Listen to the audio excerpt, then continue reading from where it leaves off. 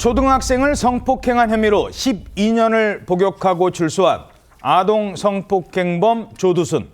그 조두순이 저지른 범행에 국민 모두가 분노를 했고 출소 이후부터 지금까지 그의 일거수일투족이 논란이 됐습니다. 그런데 이제는요, 그 조두순이 어디에 사는지조차 알 수 없게 됐다고 합니다. 왜 그런 거예요?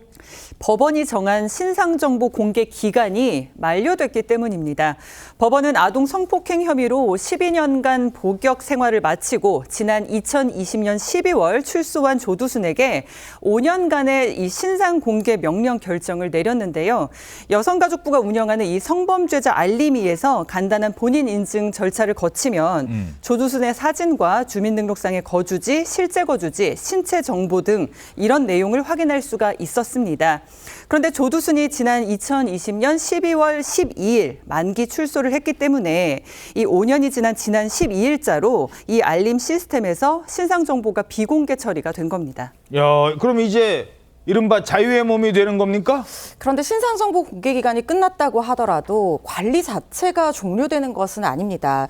학부모들 사이에서는 이 조두순이 이제는 인근으로 이사를 해도 어디에서 뭘 하는지 알 수 없게 되니까 더 불안하다 이런 얘기들이 나오고 있긴 하지만 당국의 관리는 계속됩니다. 조두순은 여전히 전자발찌 부착 대상자이고 전담 보호관찰관의 1:1 감시도 유지가 됩니다.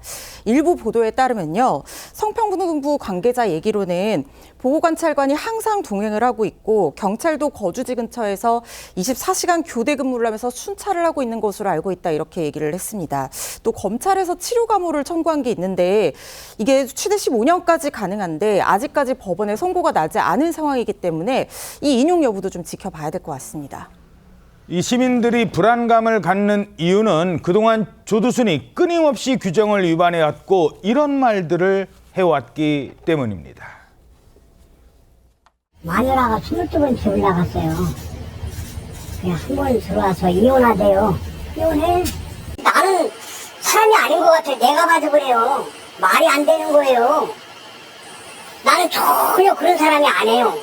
가만있어. 얘기는 해봐요. 얘기 자르고 가면 안 되죠. 다 만지기만 해요. 손 닿지 마 이거지. 화가 나서 초소에 들어간 거예요. 얘기하려고. 자, 그러면서 요즘에 그 함께 살던 아내가 집을 나가면서 선망 증세가 있다고요? 네, 그렇습니다. 선망이 이제 뇌기능이 급격하게 저하되면서 주의력 결핍, 인지력 저하 이런 증상이 나타나는 것인데 조두순이 올해 초부터 선망으로 추정되는 증상이 나타났다고 합니다. 근데 최근 아내가 집을 나간 뒤에 더 증상이 악화됐다는 거예요. 노컷뉴스에 따르면 재판에서도 이상 징후를 보였는데 조두순이 리모컨이 엉덩이에 깔렸는데 내가 평소 좋아하던 드라마가 나오더라.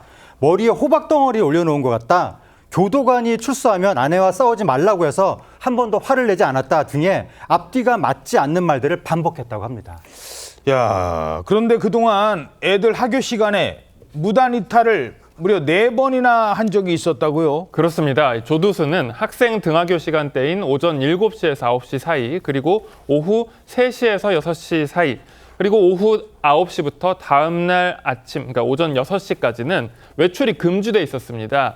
그런데 보호관찰 기간 중에 확인된 무단 이탈만 해도 모두 6차례에 이른다고 합니다. 게다가 특히 아이들 학교 시간대에는 4차례나 거주지를 벗어난 일도 있었습니다. 지난해 10월에는 전자감독 장치의 전원을 차단하거나 혹은 장비를 훼손하려고 한 정황도 확인이 됐는데요. 일각에서는 출소 이후의 행태나 관리 이력은 공개 여부에 반영되지 않았다라는 점을 지적하고 있고 단순히 관리 중이다라고 하는 당국의 설명으로는 충분하지 않다 이런 지적이 계속 이어지고 있습니다.